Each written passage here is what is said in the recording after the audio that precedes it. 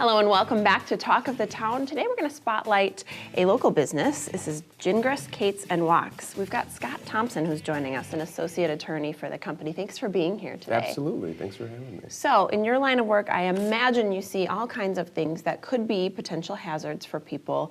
And today we're talking a little bit about driverless cars, what you need to know. So let's talk about what maybe the average person should know about a driverless car, something we see a lot in the news. You know, that's a great question. Now, the average person, I think, needs to understand just a couple of things.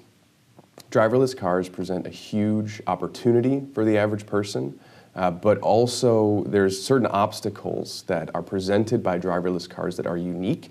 And there's something that our regulators need to pay attention to just to make sure that folks on the roads are safe out there.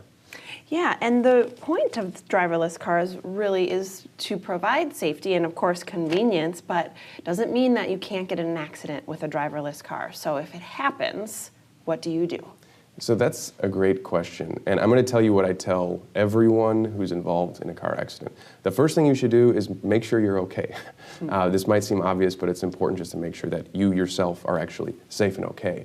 The second thing that I would point out is that driverless car accidents, we're not really sure exactly how it's going to play out when it comes to liability. Sure. So at this point, I would say it's important just to focus on the classic things. Take pictures of the accident, talk to the other person in the other car, it might not be a driver, and call the police and make sure someone shows up. It's a good step-by-step, but I like how you start with safety. It's important, of Yes, course. absolutely. So what's your take on this? Are driverless cars safe overall? What would you say? That is a great question. The first thing I would say is that the numbers don't lie. Driverless cars are better at this than we are. They get in less collisions. At the same time, they present different obstacles and challenges. For example, these vehicles can be hacked, which sounds very scary, and there's just a lot of questions we don't know. The way that I think about it is that in the early 90s, if you would have asked someone, hey, is the internet safe? You know, it's kind of hard to answer. That's where we are right now. Wow, that's such good context, Yeah. comparing it to the internet. So let's talk about the state of Wisconsin specifically and how we're sort of preparing for driverless cars. Is the state doing anything? So the state has authored a report that sets forth really a guideline on what people should do.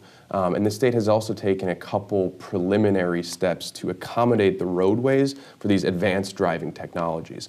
For example, fleeting of cars where they're sort of networked together and driving alongside each other, those types of cars are allowed to basically ignore the law that's associated with tailgating.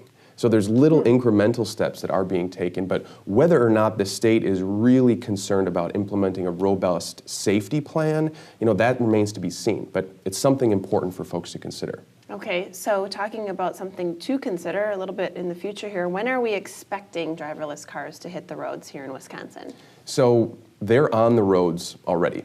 You might not see them. They're in a lot of cases test situations. Okay. On the UW campus. The Foxconn proposed facilities have really staked a claim on using that sort of transportation technology. But to some limited extent, they are here. But I think really your question is, when can I get in a car that doesn't have a driver? I don't have an answer to that question. There's been a lot of hiccups along the way with the testing technologies. And whether or not we're going to see that, you know, tomorrow or in the next 3 years remains to be seen. So if viewers at home are watching and wanting more information, there's a lot of information left to learn because there's so much out there that could happen with driverless cars. What's a good resource that you suggest? Well, first of all, I always like to say I'm a resource. I'm a huge nerd about this stuff, and people can find me on the internet and we can chat about it all day long. But the Wisconsin Association for Justice is really a great place to look up and find out more information on exactly, you know, what we can do to make this entire new technology safe for folks in Wisconsin. So informative. Thank Gosh, you're just great. This is Scott Thompson, Associate Attorney with Gingras, and Wachs. It's been such a pleasure having you. Well, it's been a pleasure being here. Thanks so much for watching. We'll see you right after the break here on Talk of the Town.